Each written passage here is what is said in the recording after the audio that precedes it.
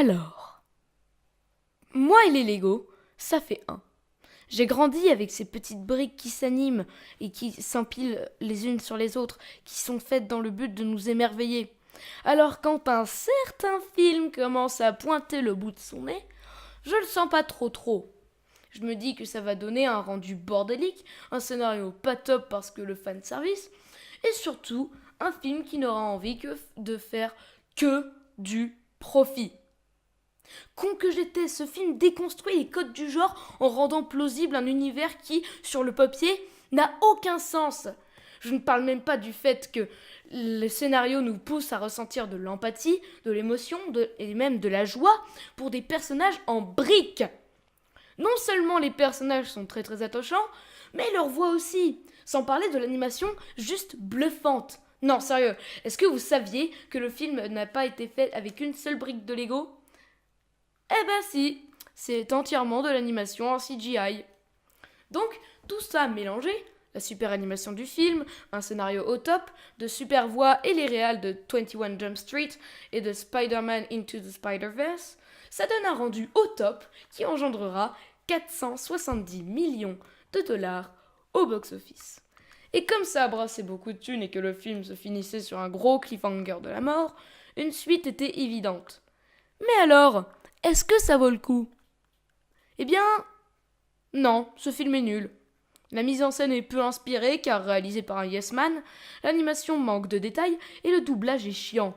Mais surtout, le scénario.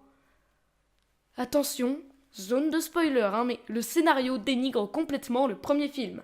À la fin du premier, les Lego Duplo de la sœur de l'enfant viennent envahir Bricksburg, Wildstyle devient la copine d'Emmett et Emmett devient un des plus grands maîtres constructeurs. Le film commence et on ne retrouve aucun de ces éléments. Emmett redevient un gros nul, Wildstyle se fout d'Emmett, et puis surtout, Bricksburg détruite ? Aucune trace des Duplo ? Mais je voulais voir un film où t'avais des Lego qui combattaient des Lego Duplo. Ça avait l'air trop bien. Donc pourquoi avoir rajouté des Lego Friends ? Ah, on me dit dans l'oreillette que c'est pas vraiment des Lego Friends. Ça pour toi, c'est pas des Lego Friends peut-être ? Et surtout, on n'entend plus du tout parler des maîtres constructeurs. Le seul truc qui fait allusion aux maîtres constructeurs, c'est le fait que Emmett ne sache construire qu'une seule chose. Une maison volante. Ouais, c'est peu inspiré, ouais. Et surtout, Cool Tag, l'une des femmes les plus fortes du premier film, est réduite au stade de love interest du personnage de Emmett qu'il va devoir sauver pour la pécho. Mais sauf que c'est déjà fait, espèce de gros con. Tu l'as déjà pécho dans le premier film. Alors pourquoi tu fais ça ? Ah oui, c'est vrai, le film est réalisé par un yes man. Voilà. Et du coup, cela nous fait relativiser. Cela nous fait dire, les suites ne seront jamais aussi bien que l'original. Et donc, ça me fait un peu peur pour la suite. Car oui, à cause de ce film, j'ai peur pour Toy Story 4. Bien, maintenant que les hostilités sont ouvertes, nous allons pouvoir parler d'un film Osef, mais mort. Bien, maintenant que le mauvais goût est parti, je pense que nous pouvons réouvrir la page critique pour pouvoir parler des deux autres films. Alors évidemment, j'ai été très déçu par ce mois de mars. Même s'il y a 2 films de cette critique qui viennent de février. Oh mon Dieu!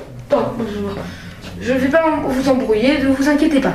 Donc, aujourd'hui, nous allons parler, en plus de La Grande Aventure Lego 2, pas par Lord des Miller, de Captain Marvel avec en tête d'affiche Brie Larson, et de Le Chant du Loup avec en tête d'affiche Mathieu Kassovitz.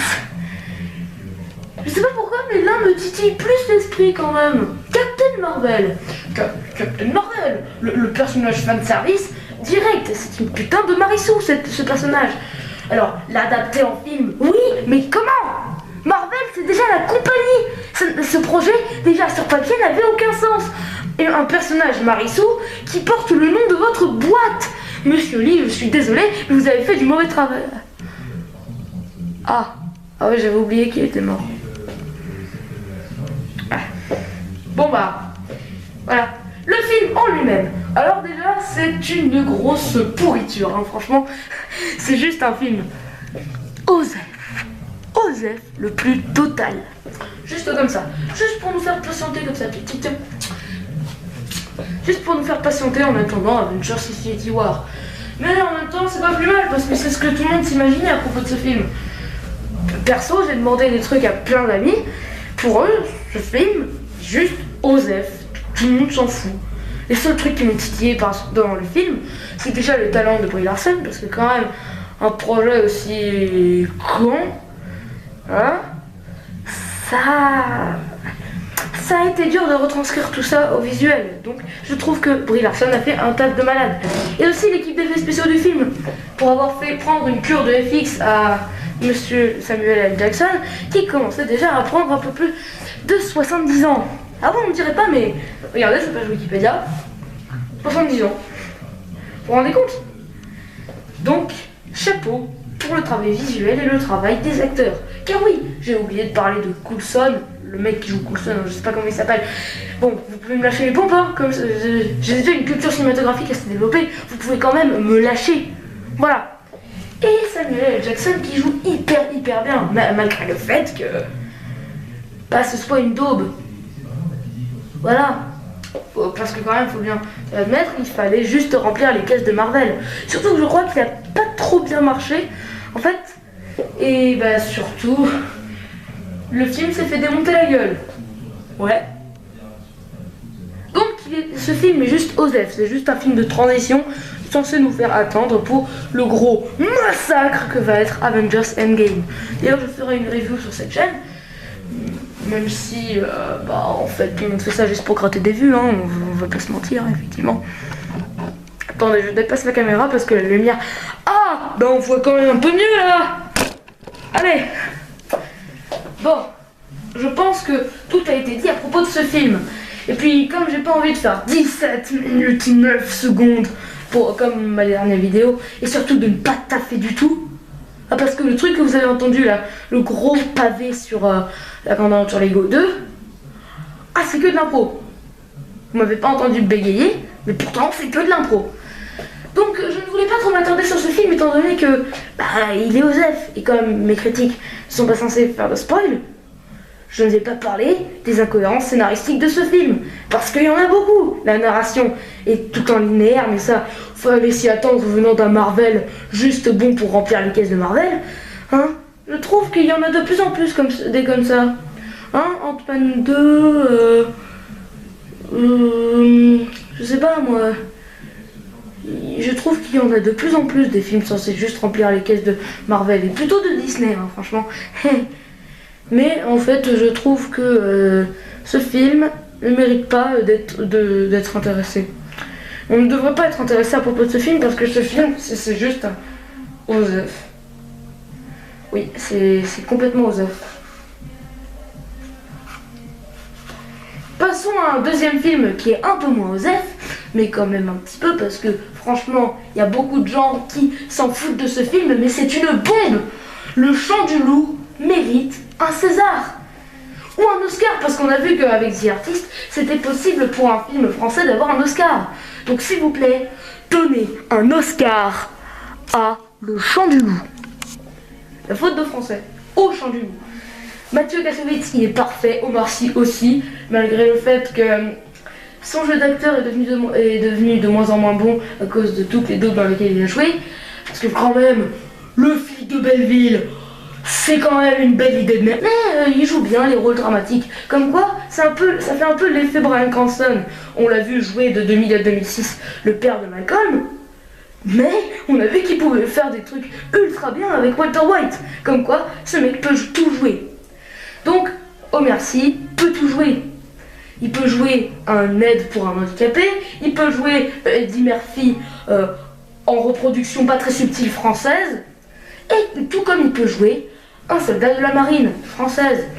Car franchement, ce film est aussi bon que Sur la piste d'Octobre Rouge, mais version française. Car franchement, même les premiers visuels nous donnaient un ordre d'idée. Ok, ils ont mis des gros moyens pour ce film. Je pense que je vais pas être déçu. Et ça a été le cas, même si beaucoup de gens se sont dit ah bah c'est sûr je vais être déçu, c'est sûr ils montrent que les money shots dans la bande-annonce. Et bah non, allez voir ce film, il y a plein de découvertes hyper cool. Déjà en fait on sent l'aspect géopolitique parce que Mathieu Kassovitz, surtout parce que le bureau des légendes, hein, franchement ça se ressent bien, on ressent bien que Mathieu Kassovitz avait joué dans le bureau des légendes avant, parce que Mathieu Kassovitz maîtrise tout de la politique. Je crois qu'il ferait un très bon homme politique ou un très bon agent secret. Mais je crois que c'est juste son jeu d'acteur qui reflète une très bonne connaissance de cause. Bon, ce film en gros, c'est juste une tuerie. Donc j'ai encore moins envie de vous spoiler que Captain Marvel. Du coup, je vous invite fortement à aller voir le film Le Chant du Loup, réalisé par, attendez, ça à l'écran là, réalisé, voilà. Du coup, voilà, bilan des courses, un film Osef, Captain Marvel, un film pourri, La Grande Aventure Lego 2, et un film génial, Le Chant du Loup. Bien que j'ai été un petit peu déçu parce que je me suis dit, dans les premiers visuels avec la bande-annonce, oh ça va envoyer du lourd, même si on voit quand même un peu moins de gros moyens, mais on voit qu'ils ont mis les gros moyens, mais qu'à la fin de la production ils avaient plus assez d'argent pour pouvoir faire le film, du coup c'est excusé parce que le rendu est quand même vachement bien. Du coup, c'est la fin de cette vidéo. Je t'invite à partager si tu as aimé, à mettre un like, à t'abonner. Seulement si tu as aimé, hein, franchement, je vais pas faire comme Ibra TV, je vais pas dire laisse un pouce bleu, laisse 10 000 pouces bleus, quand on aura atteint les 10 000 pouces bleus, je ferai une vidéo où je fais caca dans un lavabo. Non, jamais. Voilà. Du coup, je vous laisse, c'était Kaimen, je vous dis au revoir.